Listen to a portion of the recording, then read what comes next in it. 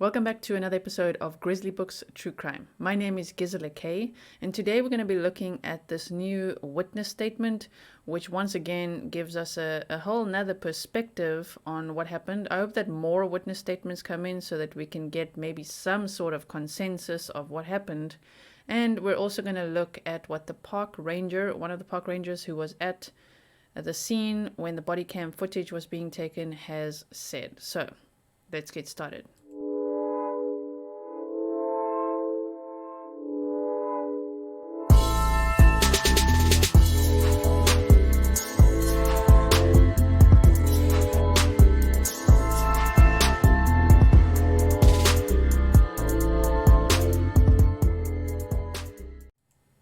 So let's have a look at this. I know the writing, it's a bit scribbly, but usually I'm pretty good at decoding writing, so I hope that I can read this correctly to you guys.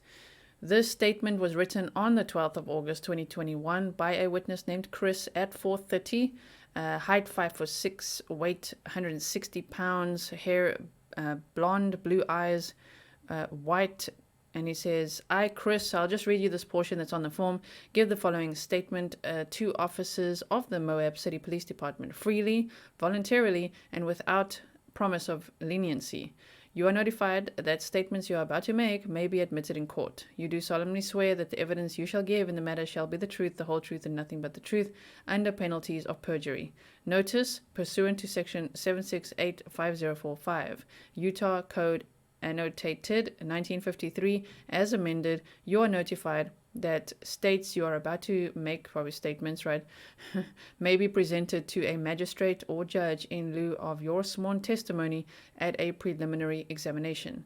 Any false statement you make and that you do not believe to be true may be subject to criminal punishment as a Class A misdemeanor. So, let's look at the statement. At approximately 4:30 p.m., I arrived at Moonflower. While standing on the south side of the street, I observed a man and a woman appear to have some sort of dispute. They were talking aggressively at each other, and something seemed off. At one point, they were sort of fighting over a phone. I think the male took the female's phone. It appeared that he didn't want her in the white van. He got into the driver's seat and she followed him. At one point, she was punching him in the arm and or face and trying to get into the van. She eventually climbed in or over him and over to the passenger seat. I heard her say, "Why do you have to be so mean?"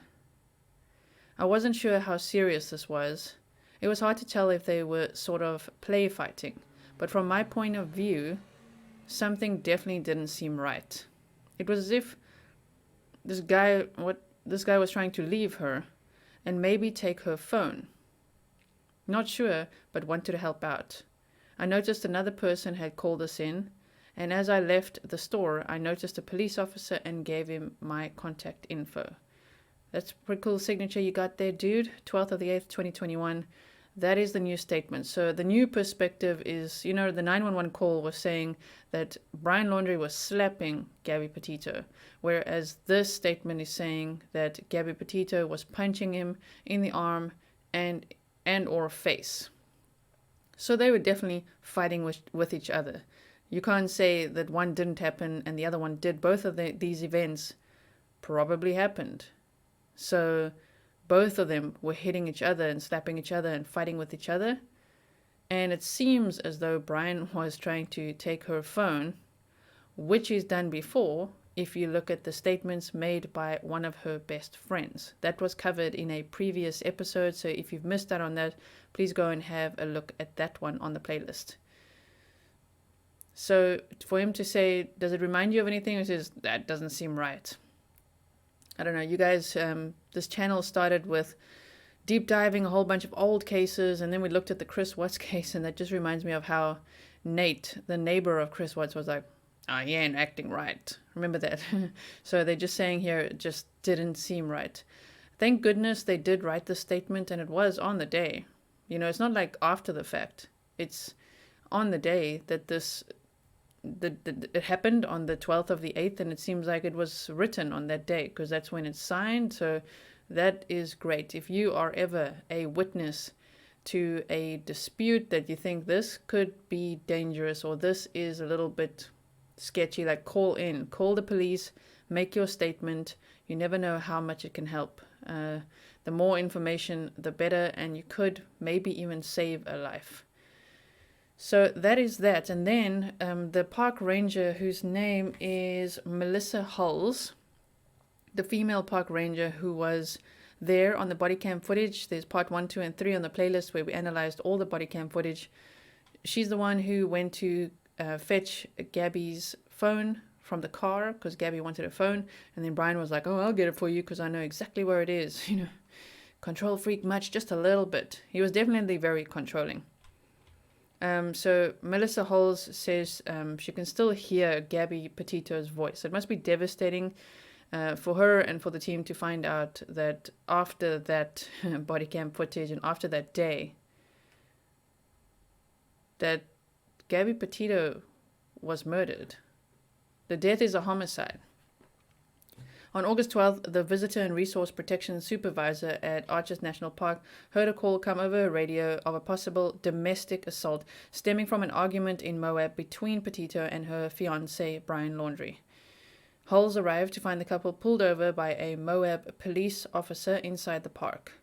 Knowing that in a domestic violence situation, the female usually feels more comfortable talking with another female, she focused on Petito, who at that point was sitting in the back of a police cruiser. "I can still hear her voice," Hull said in an exclusive interview with the Deseret News. "She wasn't just a face on the milk carton, she was real to me." Hulls pictures the sobbing 22-year-old sitting in the back of the cruiser. She knows her mannerisms just from the roughly hour-and-a-half interaction. "I was probably more candid with her than I should have been," Hulls recalled, warning Petito that her and Laundrie's relationship had the markings of a toxic one. "I was imploring with her to re-evaluate the relationship, asking her if she was happy in the relationship with him, and basically saying this was an opportunity for her to find another path and to make a change in her life." It's giving me goosebumps to read this. Of course, we cannot blame Gabby for sticking with him when he's going back and forth allegedly between Florida and coming back. Maybe they broke up, maybe they made up and he came back. We don't know. But imagine if she had taken this lady's advice and just when Brian went back to Florida, allegedly, I still want to know if someone ever saw him there, ever, like as in between the 17th and the 23rd and from the 1st of September. Was he ever spotted in Florida? So to think, that Gabby had the van and she was staying at the Fairfield Inn. I mean, man, imagine taking that van and just going back home, just going back to either one of your parents. Her parents were divorced and remarried, so go home and forget about Melon Boy. That would have been amazing, right? So never underestimate the danger of a toxic relationship. It can really escalate to something terrible. It's happened a lot of times. Obviously, I'm very immersed in true crime, so you see that a lot. So please stay safe. Please speak up. Please get help if you are in a situation like that. Definitely tell your family the truth of what's going on. In the end, Petito stayed with Laundrie. This wasn't a good day for anybody. We thought we were making the right decision when we left them. And on Sunday, when she heard the news that the FBI recovered a body in Wyoming consistent with the description of Gabby Petito, the law enforcement ranger of 17 years tilted her head back and let out a sigh of someone all too familiar with a body recovery effort. She said, "I honestly haven't looked at my body camera footage for that night. It's hard to think about now because I feel like I could have said more to help her. It's hard not to second guess myself, and I wish I'd said more, or I wish I had found the right words to make her believe that she deserved more." I think we can definitely all agree on that. Well, I can't say all. I mean, depends. Some people have different viewpoints, but she deserved better. She definitely deserved a lot better than Melon Boy.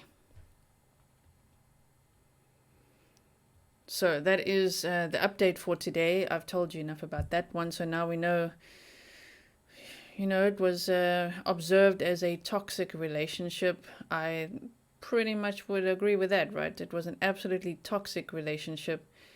And in the end, Gabby Petito lost her life. Now we just have to see if it's at the hands of Brian Laundrie or not.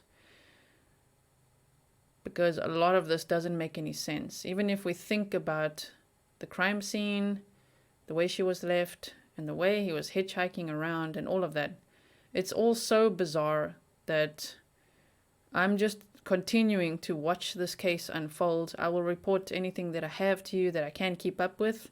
You guys have sent me lots of stuff, which I'm trying to work through as well. So thank you so much for that. And in the meantime, hit the like button if you like this video. Subscribe, hit the bell so you don't miss the next upload or the next live stream that I do. And I will see you in the next one. Have a good day and please stay safe.